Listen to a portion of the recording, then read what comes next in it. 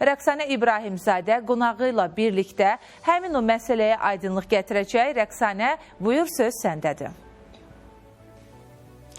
Bəli, Çinarə, vurğuladığınız məsələ ilə bağlı Səhiyyə Nazirliyi də əhaliyə məsələ diyeta proqramları ilə bağlı çağırış ünvanlayıb. Çağırışın detallarını eşidəcəyik, amma əvvəlcə bunu qeyd edək ki, son dövrlərdə ümumiyyətlə müasir dövrün ən aktual problemlərindən biridir. Çünki yəni müasir dövrdə bir dırnaq arası gözəllik qəlbi yaradılır ki, ehtiyacı olan da, olmayan da hər bir kəs məhz o qəlbin içinə özünü sığdırmağa çalışır və belə olan halda da hər bir kəs, insanların çoxu müxtəlif diyeta proqramlarına üst tutur, yararlı oldu və yaxud da olmadı. Təbii ki, bu da insanların mədə-bağırsaq sistemini, ümumiyyətlə sağlamlığına ciddi zərbə vurur. Daha təfərrüatlı informasiyanı, eyni zamanda çağırışın detallarını Səhiyyə Nazirliyinin mütəxəssis eksperti Emin Məmmədovdan əldə edəcəyik. Xoş gördük, Emin bəy. Buyurun, müraciətin detallarını və sözü gedən diyeta proqramlarının insanlara nə cür zərər vurduğunu sizdən eşidək.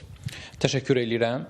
Bilirsiniz, artıq sosial şəbəkələr və dünyada bu bariyerlər götürüldüyü üçün insanlar arıqlamağa və bəzən çəksi normal insanlar belə diyeta proqramlarını onlayn şəbəkələrdə, sosial şəbəkələrdə artıq əldə eləməyə başlayıblar. Amma biz görürük ki, gündəlik praktikada bu özünü sağlıq problemləri ilə, mental, psixoloji problemlərlə bizim üzərimizə gəlir. Problem nədən ibarətdir?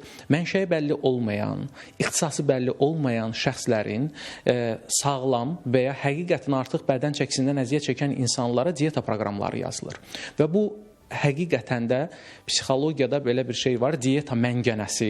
Yəni, insanlar qısa müddətdə, sürətli şəkildə arıqlayırlar, bir müddətdən sonra o çəkini geri bərpa eləyir və zamanla bu psixoloji məngənədən çıxa bilmirlər. Sanki arıqsa özünü xoşbəxt, çəki alan kimi özünü bədbəxt və uğursuz hesab eləyirlər. Beləliklə, gənclərdə, xüsusilə gənclərdə psixoloji dietik asıllıq yaranır.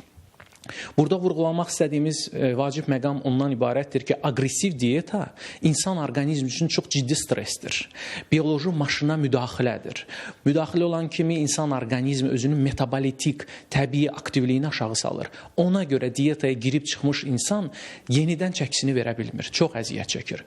Ona görə xəbərdarlığı həmişə eləyirik ki, unutmayın, sizə diyeta proqramı yazan, tövsiyə edən birinci o şəxsi sorğulayın. Buna uyğun sertifikatı və ya elmi biliyi, əsası varmı, yoxsa yox. İkincisi, sizə diyeta lazımdır, ümumiyyətlə lazımdırmı?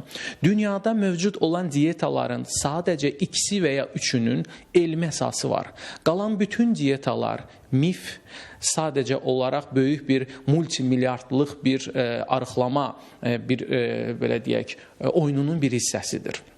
Dünyada olan elmi əsaslı əsas diyetaları sayıram. Bu, Mediterranean, yəni Aralıq dəniz diyetasıdır. Peşiterian, yəni balıq, dəniz məhsulları əsaslı diyetadır və ən vacibi aralıqlı oruc dediyimiz fasiləli qidalanmadır. Bunlardan başqa heç bir diyetanın heç bir elmi əsası yoxdur və insan orqanizmi ciddi təsir eləyə bilir. Məsələn, sürətli çəki atma öd daşı yaranmasının ən əsas səbəbidir. Saç tökülmə, əhval-ruhiyyənin pozulması, yorğunluq, halsızlıq, diqqət pozuntusu. Əgər bir gənc diyeta saxlayırsa, demək özünə nə isə məhdudlaşdırır, limitləyir və nəticədə bunun diqqəti öz dərsinə, nə bilim, tələbədirsə dərsinə, işçidirsə işdə ofisinə və s. hədəfləyə bilmir.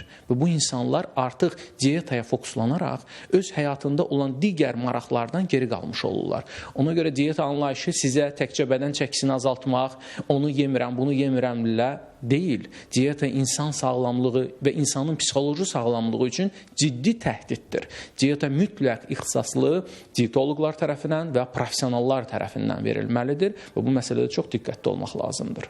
Təşəkkür edirəm ətraflı informasiyaları biz və tamaşaçılarımızla paylaşdığınız üçün. Təbii ki, bu gözəllik məsələsi insandan insana dəyişir. Kimə görə, nəyə görə gözəl məsələsi var. Hər bir insan təbii ki, olduğu halı ilə çox gözəldir və bu baxımdan da elə əgər arıqlamaq istəyirlərsə, məsələ sadalandı ki, 3 elmi əsası var bu istiqamətdə. Bu məqamlara diqqət yetirsinlər. Elmi əsası olmayan və yaxud da ki, hər hansı bir şəxsin, yoldan keçən bir şəxsin diyeta proqramlarına qoşulmasınlar və bu ilk növbədə təbii ki, görüntü olaraq deyil, insanın öz sağlamlığı baxımından da irəliləyən dövrdə ciddi fəsadlara yol aça bilər. Elə Səhiyyə Nazirliyinin müraciəti çağırışı ilə bağlı detalları əldə etmiş olduq və tövsiyələri də dinləmiş olduq. Söz yenidən sizdədir.